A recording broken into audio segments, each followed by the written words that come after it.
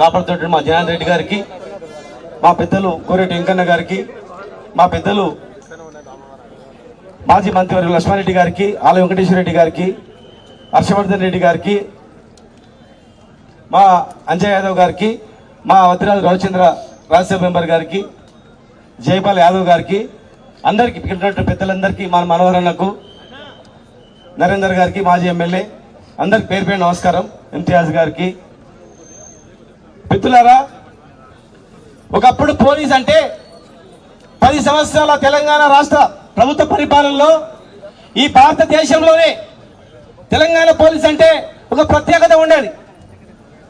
కేసీఆర్ గారి నాయకత్వంలో ఒకనాడు ఒక మహిళకు శంషాబాద్ లో చిన్న సంఘటన జరిగితే ప్రభుత్వం పోలీస్ అధికారులు స్పందించిన తీరు భారతదేశం మొత్తం గర్వించిందా లేదా ఒకసారి ఆలోచన చేయాలి.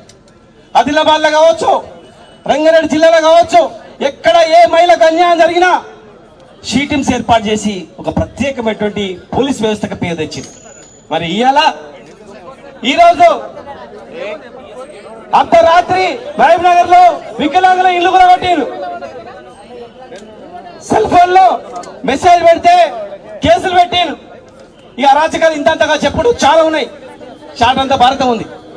మరి ఈరోజు ఈ సంఘటన పట్ట పగలు వేలాది మంది చూస్తున్నటువంటి అందరూ తరుణంలో మరి పట్ట పగలే ఒక జరగండి అమ్మా, కొంచెం జరగండి, కొంచెం జరగండి. బాధితులు వచ్చారు, దయచేసి ఎమ్మడి రాకండి. ఎంబడి రా, రమ్మని లోపల రమ్మని, కొంచెం జరగండి. ఇక్కడ కేటీఆర్ గారి దగ్గర వచ్చామండి, కొంచెం జరగండి. ఇరికెళ్ళేసినమ్మా, కొంచెం రైలు జరుగుతాం. తమ్ముడు ఓ ఎస్ఐ గారు మీరు తీసుకెళ్ళండి అమ్మని, కొంచెం జరగండి. భయపడకమ్మా, మేమున్నాం, మీరేం భయపడకండి.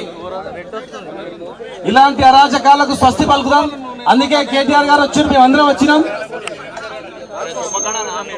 దయచేసి లోపల రమ్మని చెప్పి.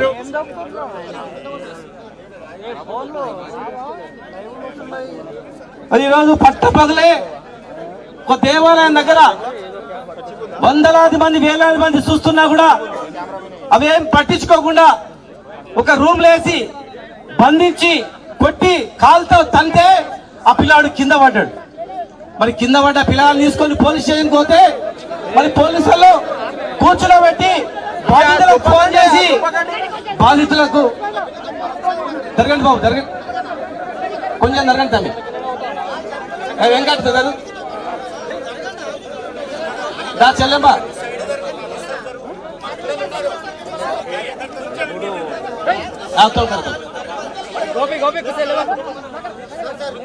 తమ్మి ముందుకు రాకు బిడ్డ, కొంచెం ఆమె పంపు, ముందు ఆమెను పంపండి.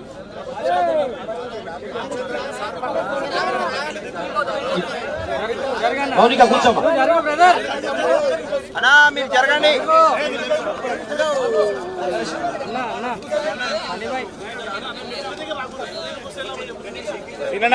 పట్ట పగలే దాడి చేసి పోలీసులే మళ్ళా ఉల్టా కేసు పెట్టి చనిపోయిన తర్వాత ఈరోజు బాధితులను వదిలిపెట్టి పట్టుకోవడానికి ప్రయత్నం చేస్తా ఉన్నారు.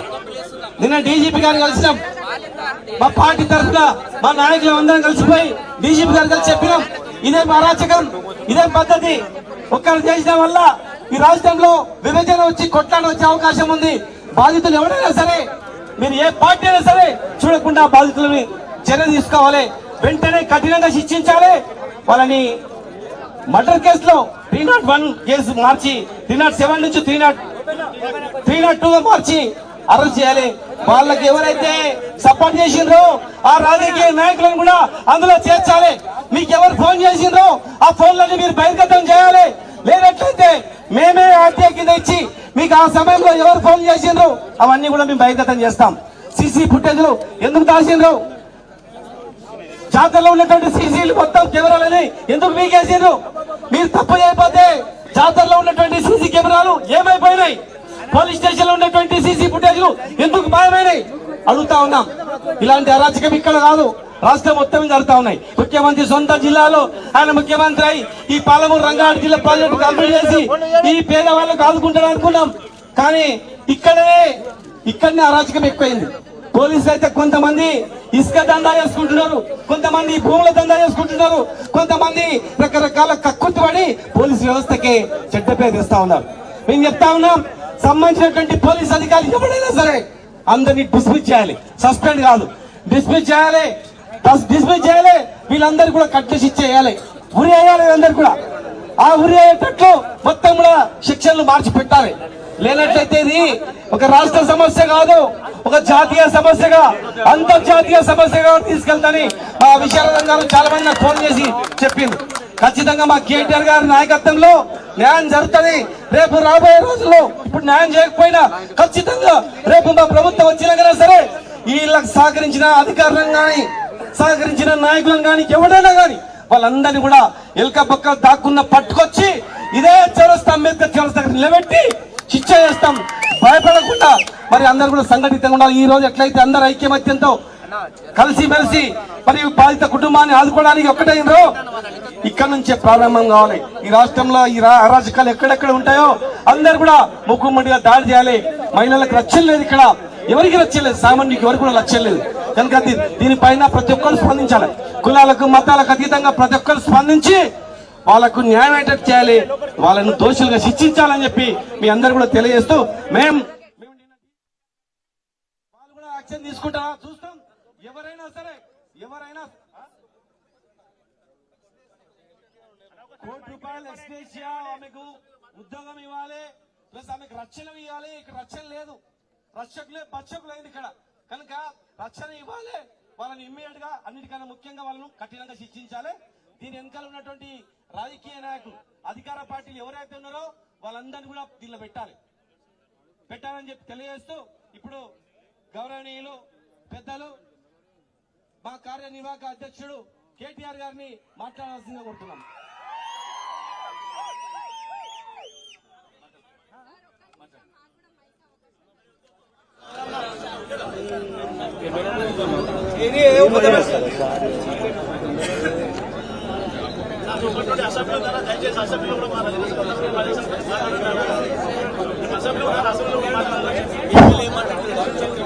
మీరందరూ ఒకసారి కూర్చున్నారా? ఇప్పుడు ఈ కార్యక్రమానికి వచ్చినటువంటి బీఆర్ఎస్ వర్కింగ్ ప్రెసిడెంట్ గారు మరియు కేటీఆర్ గారిని మాట్లాడవలసిందిగా కోరుతూ, దయచేసి ఈ రథకుల పైన దాడిని అసెంబ్లీలో కూడా తమ ఎమ్మెల్యేలతోటి వాళ్ళ వారిని వినిపించాలని కేటీఆర్ గారిని కోరుతా ఉన్నాం. ఈ కార్యక్రమాన్ని ఉద్దేశించి మాట్లాడాలని ఆహ్వానిస్తున్నాం. కూర్చోండి.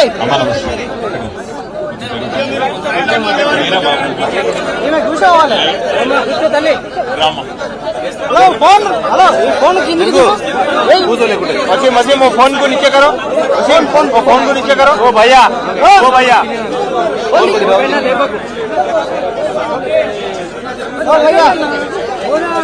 వచ్చినటువంటి గౌరవ నాయకులకు ఒకటే తెలియజేస్తున్నాం, ఈ దుర్ఘటన పైన